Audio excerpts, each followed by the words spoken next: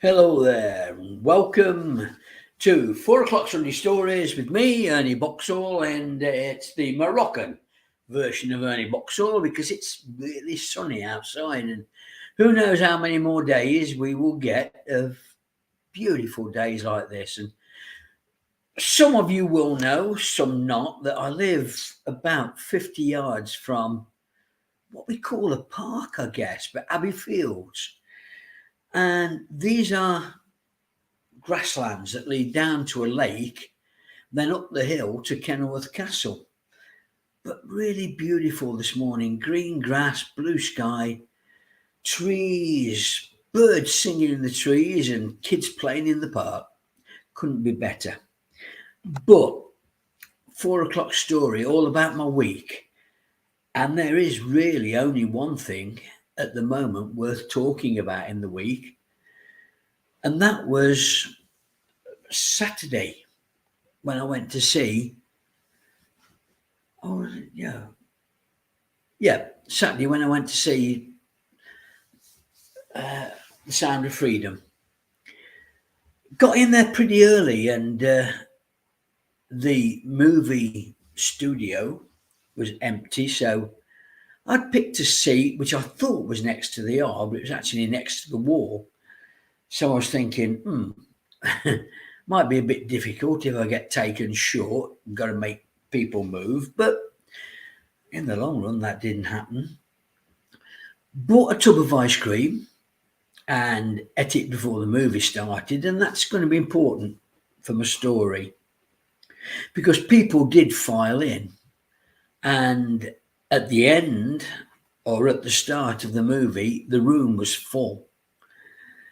But I just happened to get a couple, maybe in their mid-20s, sitting next to me. And don't forget, I'd waited probably about 3 weeks to a month to go and see this film. And she got out a bag of what must have been not big sweets, small sweets, because she had to put her hand right in and get out little hands full. And leading right up to the film, and just before it started, she'd been doing it for about 5-10 minutes, and her partner had been putting his hand over, and I couldn't help myself. I just had to ask them if they could put the sweets in their hands so it wouldn't make a noise. I hadn't paid, okay, it's only £5, but I'd waited for this movie. And the guy was bigger than me, younger than me, arm full of tattoos. I'm fairly muscular, but shit, had to be said. And so I did, as I say, asked them if they could put the sweets in their hands. I mean, what could be better than just taking sweets out of your partner's hand? And fortunately, they did. So then onto the movie. And if you haven't seen it, it's a tearjerker. It's a heartbreaker, but it's a story of gratitude for the men and the women who do what they do. Now, if you don't know the story, it is based on a true story about a young boy and girl who were invited along to a photo shoot to become young models.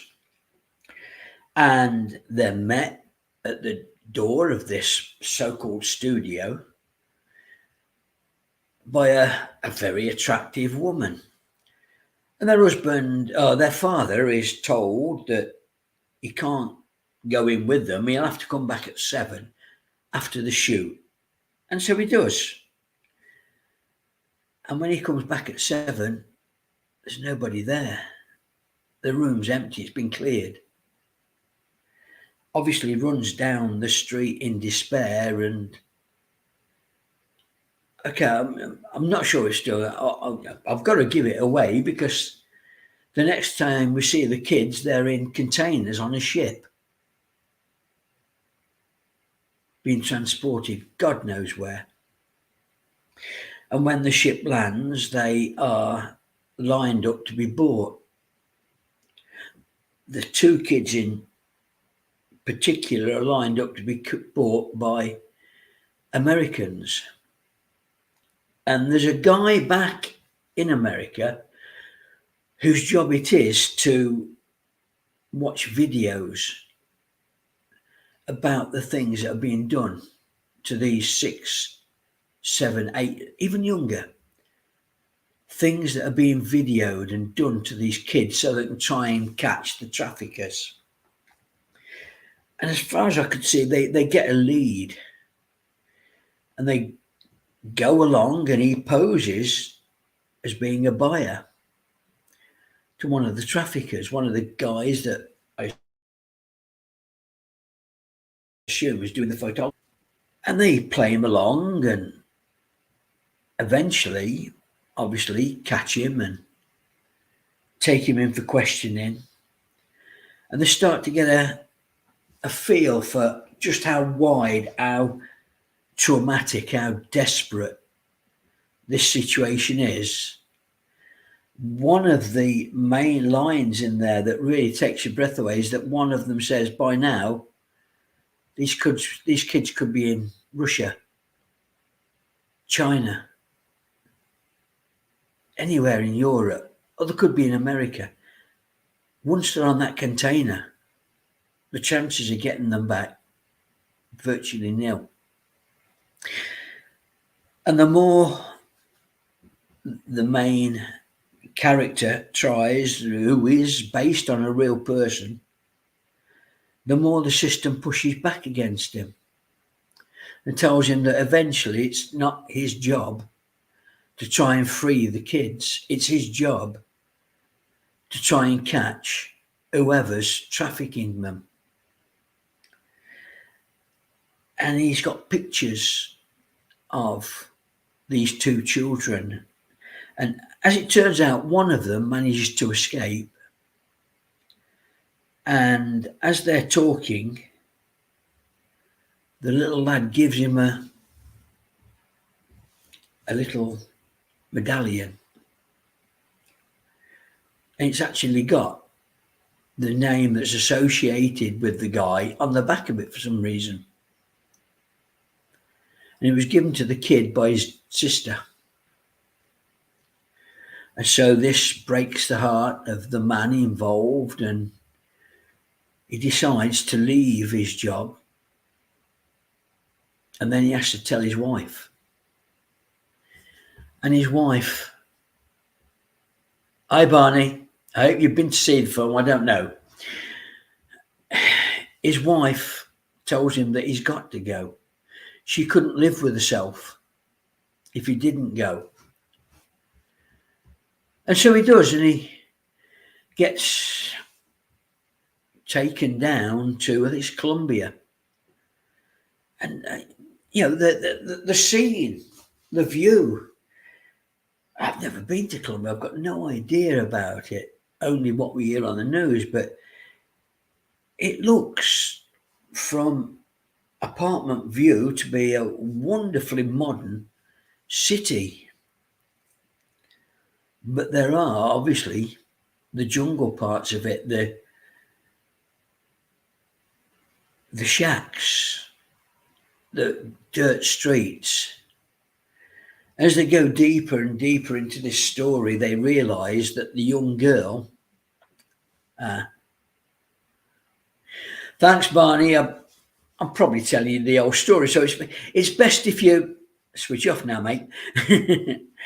But the young girl is deep in the Colombian jungle with one of the most fierce terrorist groups. And she is the particular favourite of the leader, a real piece of shit who uses her for sex.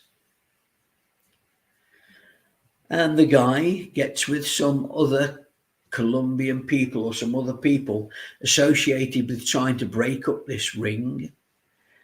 And they do get down to Colombia, and From there, he has to go into the camp on his own as a doctor.